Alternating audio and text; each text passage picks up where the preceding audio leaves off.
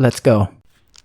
फिराक गोरखपुरी जी का जन्म 28 अगस्त 1896 को गोरखपुर उत्तर प्रदेश में एक कायस्थ परिवार में हुआ था।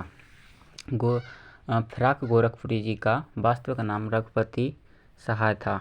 और एक और हमारे हिंदी साहित्य में जो कवि हुए हैं जिनका नाम है रघुवीर सहाय। इन दोनों का नाम सेम सा लगता है थोड़ा, लेकिन इनका थोड़ा है, इसलिए इनको अलग से देखना पड़ेगा।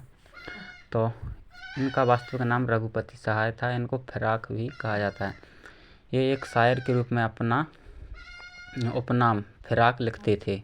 बाद में इन्होंने इनका लोकप्रिय नाम फिराक गोरखपुरी के नाम से जाना जाने लगा।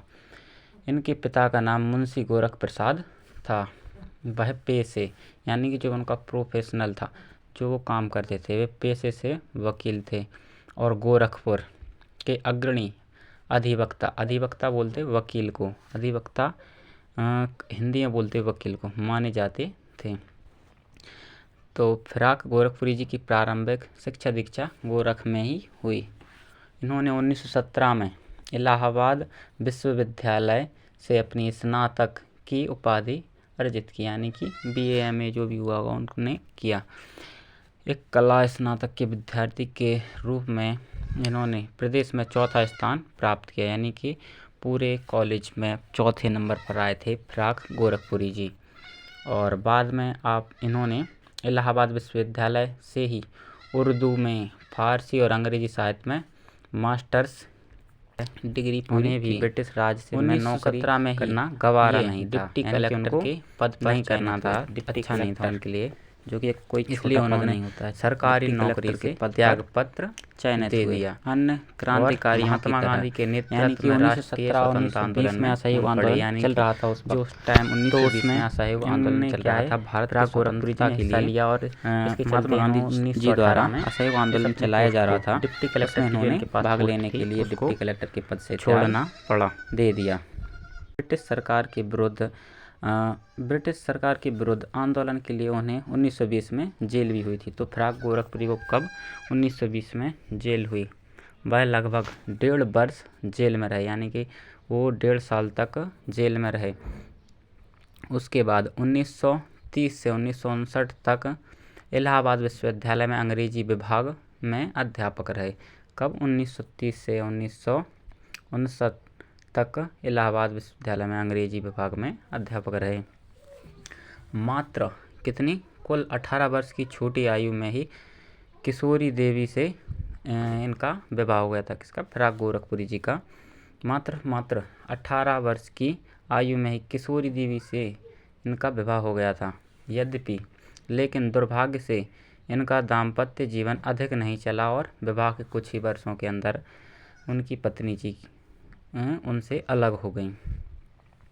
उन्होंने गुल नगमा के लिए प्रतिष्ठित साहित्य अकादमी पुरस्कार, जो कि हिंदी साहित्य का सबसे बड़ा एवं बहुत सम्मानीय पद माना जाता है। उसको सम्मान की दृष्टि होता है। वो गुल नगमा के लिए इनके लिए साहित्य अकादमी पुरस्कार मिला था। ज्ञानपीठ पुरस्कार और सोवियत लैंड नेहरू पुरस्कार से सम्मानित भी इनको किया गया था।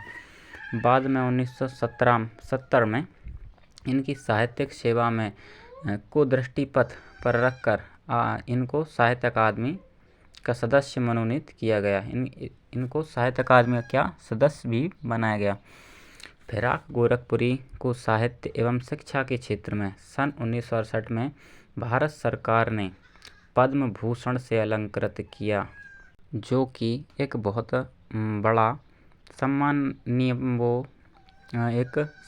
एक सम्मानीय उपाधि होती है। और अंत में 3 मार्च 1982 को NCERT पुस्तक के अनुसार 1983 को दिल्ली में उर्दू शायरी के इस जगमगाते सितारे ने काव्य रसिकों से सदा के लिए विदा ली। यानी कि इनकी कब 3 मार्च 1982 या NCERT में जो NCERT क्लास 12 हिंदी की, उसमें 1983 इनकी मृत्यु की डेट दी हुई है, लेकिन सही डेट 3 मार्च 1982 ही है। को दिल्ली में, कहाँ पर? दिल्ली में उर्दू शायरी के इस जगमगाते सितारे यानी कि इन फिराक गोरखपुरी जी का काव्य रसिकों से सदा के लिए विदा ले ली, यानी कि इनका देहावसान हो गया। साहित्य सेवा यानी इन्होंने साहित्य की भी कई प्रकार से सेवा की है। तो आइए देखते हैं। फिराक गोरखपुरी ने लगभग 60 वर्षों तक साहित्य सृजन यानी साहित्य में नई नई चीज़ें दिखाने करने के लिए साहित्य सृजन का अर्थ होता है उत्पत्ति या उत्पन्न करना। तो साहित्य का सृजन किया। फिराक ने उर्दू शायरी में उत्कृष्टता के शुरुआती संकेत दिखाए। उर्दू में उत्कृष्टता यानी कि अच्छे से अच्छी नई नई शैलियाँ, अच्छे से अच्छे शायरी लिखना इनकी शायरियों में या इनके उसमें मिलता है। शुरुआती संकेत दिखाया और हमेशा साहित्य के प्रति आकर्षण दिखाया यानी कि इन्होंने हमेशा लिखावट यानी कि अपने लिखते रहने पर जोर दिया। उन्होंने अपनी अधिकांश यानी ज़्यादातर कविताएं उर्दू में लिखी हैं। तो उन्होंने अपनी ज़्यादातर कविताएं किस भाषा में लिखी हैं? उर्दू भाषा में लिखी हैं। फिराक गज़ल, नज़्म, रुबाइयाँ जैसे उर्दू के सभी पारंपरिक काव्यों रूपों में पारंगत थे। इसके साथ ही साथ क्या है, जो फिराक गोरखपुरी जी हैं वो एक रहस्यवाद पर ज़्यादा जोर देते थे और उन्होंने रहस्यवाद को अच्छे से समझा है और उस पर अच्छे से अच्छे कविताएं लिखी हैं। तो फिराक गोरखपुरी की हमारे एमपी बोर्ड कक्षा एनसीईआरटी बोर्ड में पाठ 9 पर इनका एक अध्याय दिया हुआ है रुबाइयाँ के नाम से, उसका ही ये जीवन परिचय है। तो और इनकी आपको मुख्य 3 कृतियाँ मैं बता देता हूँ। सबसे सबसे ज़्यादा महत्वपूर्ण इनकी एक रचना है जिसे गुल नगमा है, जिसके लिए इनको साहित्य अकादमी पुरस्कार भी दिया गया था। और दूसरा है बज़्म ज़िंदगी और रंगे शायरी। बज़्म ज़िंदगी और रंगे शायरी इनकी दूसरी रचना है सबसे महत्वपूर्ण। और तीसरी सबसे महत्वपूर्ण रचना है इनकी उर्दू गज़ल गोई। तीसरी सबसे महत्वपूर्ण रचना है उर्दू गज़ल गोई। तो ये फिराक गोरखपुरी जी का जीवन परिचय था। तो आशा करते हैं कि आपको समझ में आया होगा। थैंक यू, धन्यवाद। तो मैं भी एक कक्षा 12 का ही विद्यार्थी हूँ और एमपी बोर्ड से हूँ। अगर आप भी मेरे बोर्ड से हैं तो प्लीज़ कमेंट बताएं और ये ज़रूर बताएं वीडियो में कोई मिस्टेक तो नहीं है। मैं अभी क्लास 12th में ही हूँ एमपी बोर्ड से, और कौन कौन एमपी बोर्ड से है ये ज़रूर बताएं। थैंक यू, धन्यवाद।